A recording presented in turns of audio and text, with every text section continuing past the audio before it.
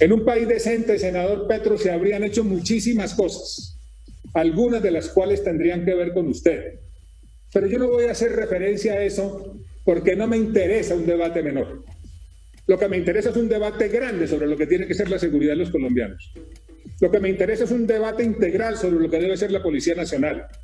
Lo que me interesa es un debate grande y constructivo sobre lo que deben ser los elementos que merecen tener los colombianos para que podamos todos vivir y trabajar tranquilos. Yo no estoy en el debate de la politiquería, senador. Yo estoy en el debate en mi condición de funcionario de este gobierno y de ministro de Defensa. Estoy en todo aquello que suscite reflexión constructiva y reflexión positiva sobre lo que deben ser los grandes asuntos de la nación. Vamos a ver qué pasa con los CAIs. Usted ha señalado que ahí se tortura. Ya están los generales diciendo vamos a ver de qué se trata. Y si hay pruebas concretas hay que presentarlas, hay que ayudarle a las autoridades a que adelanten esas investigaciones para efecto de determinar qué es lo que ha pasado realmente, si es que ha sucedido. Y créame que esos temas que usted mencionó como de posible reforma de la Policía Nacional y de acción de la Policía Nacional son bienvenidos. El gobierno está abierto a estudiar ideas, el gobierno está abierto a recibir sugerencias, el gobierno está listo a analizar tranquilamente las propuestas que quieran hacérsele para efecto de construir una mejor policía que le sirva mejor a los colombianos. Además de lo anterior, se ha preguntado muchas veces quién dio la orden, eso cómo es. Seguramente pensando en que las órdenes se dan desde arriba para que los policías salgan a disparar y matar indiscriminadamente ciudadanos. Eso no es así, eso no funciona así, eso no es el marco de actuación de la Policía Nacional en lo que tiene que ver, entre otras cosas, con mando y dirección. Y voy a leerlo para que haya absoluta claridad sobre lo que tiene que ver con un tema central en esta materia, que es, repito, el mando y dirección. De acuerdo a las características, la magnitud del evento y la influencia o afectación regional, departamental, distrital, municipal o local del mismo, los comandantes de la región, de la metropolitana y del departamento de policía responden y asumen como comandantes del dispositivo policial. Por eso, en algún momento, un muy distinguido general de la Policía Nacional dijo: a nosotros nadie nos ordena. ¿Qué quería decir él? Lo que quería decir es que los marcos de acción están definidos y que en el momento determinado, de cara a la circunstancia concreta, es el policía el que toma la decisión de accionar el arma de dotación. Si lo hizo bien, no tendrá problema, y si cometió un error, como lo señaló también ese propio general, responderá ante las autoridades correspondientes, competentes. El ministro de Defensa, él mismo dio la renunció. No se necesitaba moción de censura. Que no es posible, no es admisible 14 muertos por la fuerza pública. Civiles desarmados, inocentes. La inmensa mayoría ni siquiera estaban en la protesta, sino que pasaban por allí. Eso es inadmisible. 14 muertos, un gobierno se cae, punto. ¿Por qué? Porque la fuerza pública está para defender la vida y los derechos de la ciudadanía, no para matarla. Porque la Constitución de Colombia lo ordena. Así de simple, la Constitución ordena que la fuerza pública proteja la vida de la gente. Y si esa gente es izquierdista o esa gente está protestando o es de derechas, la protege por igual. Lo que hemos visto aquí es un golpe de Estado. Es un golpe de Estado propinado ¿por quién?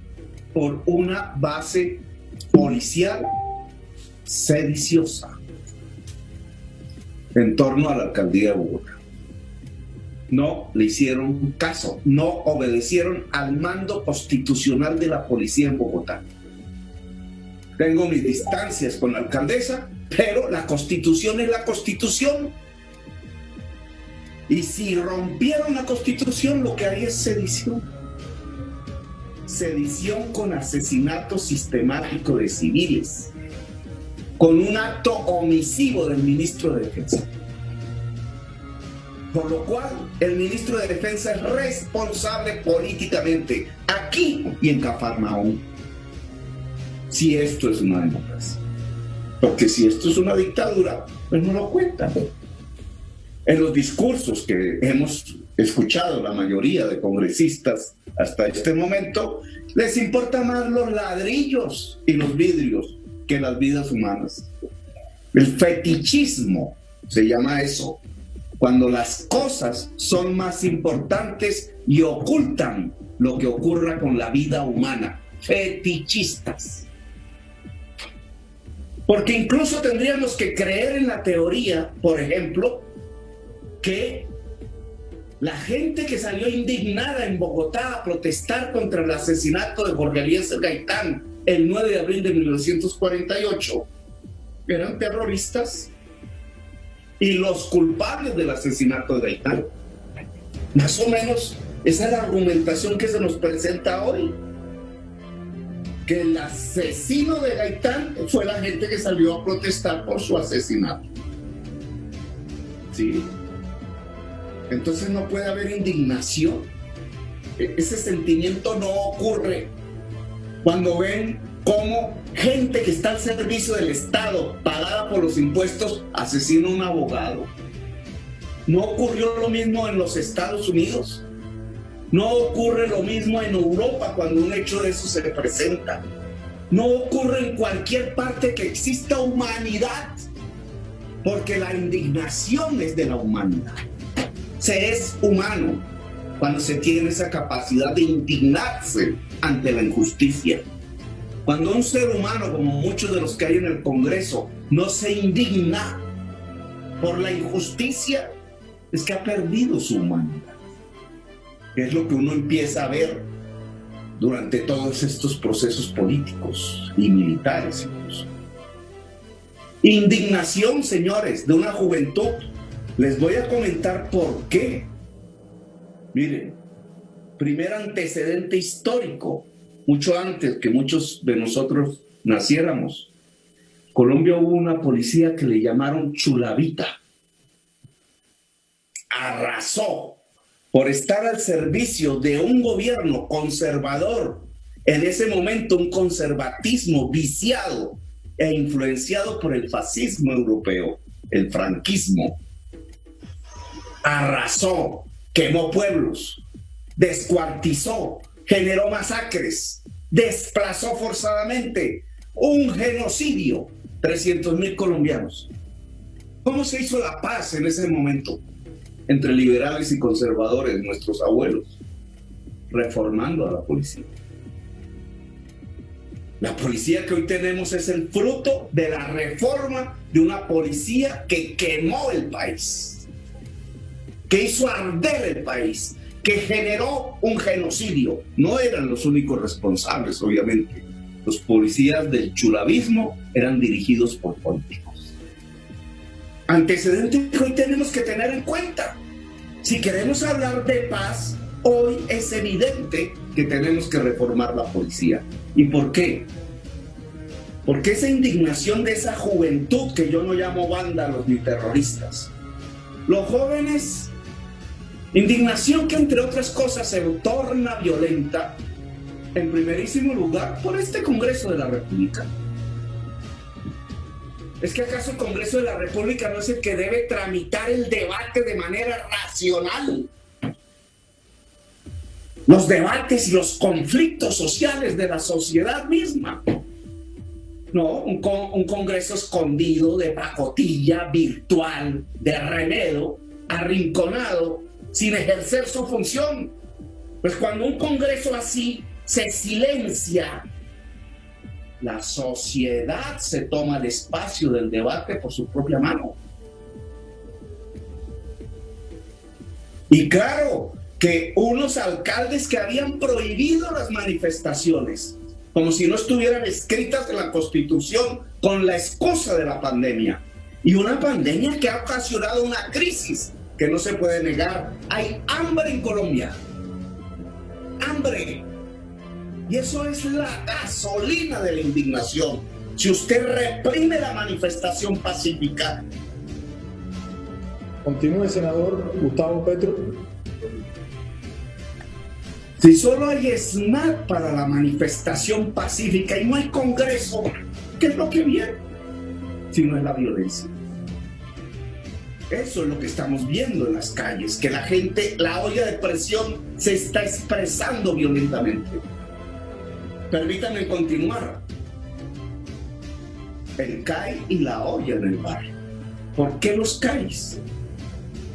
Porque los CAIs se han vuelto centros de tortura, porque se han vuelto centros de violación de mujeres, porque hay electrocutación en los CAIs, porque se golpea a la juventud de manera cotidiana y permanente. ¿Y por qué? Porque el plan Cuadrantes territorializó la policía de tal manera que una policía fija ha terminado ligada a la olla y a la banda criminal. Completan el sueldo escaso de un policía de abajo que no llega sino a subintendente y que no le permiten ni ser teniente ni capitán porque militarizaron la organización, termina completando el sueldo con la nómina que le meten en la olla y en la banda criminal. Y por eso se han vuelto centros de tortura. Y por eso hay una juventud que, sabiendo lo que pasa, la violación de las niñas, reacciona con indignación. Y como no voy a tener tiempo, porque esa comisión fue armada de tal manera que nosotros no pudiéramos participar y por tanto expresarnos a fondo aquí, voy a intentar dar unos caminos de acuerdo a mi experiencia de lo que creo que se debe hacer. El plan Cuadrante no debe seguir más. En Bogotá se necesita una seguridad en los flujos de la población, no a través de la territorialización de la policía.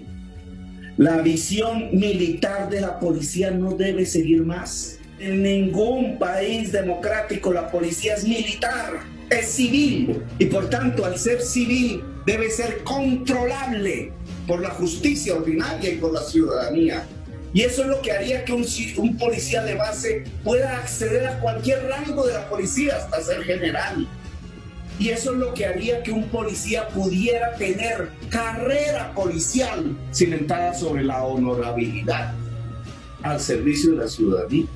Claro que la reforma de la policía es indispensable hoy y creo que el Congreso de la República debería centrar su tarea en la reforma del Código de Policía y en la reforma de la estructura de la policía para que quede al servicio de los derechos y las libertades de toda, sin exclusión, la ciudadanía. Gracias, señor presidente.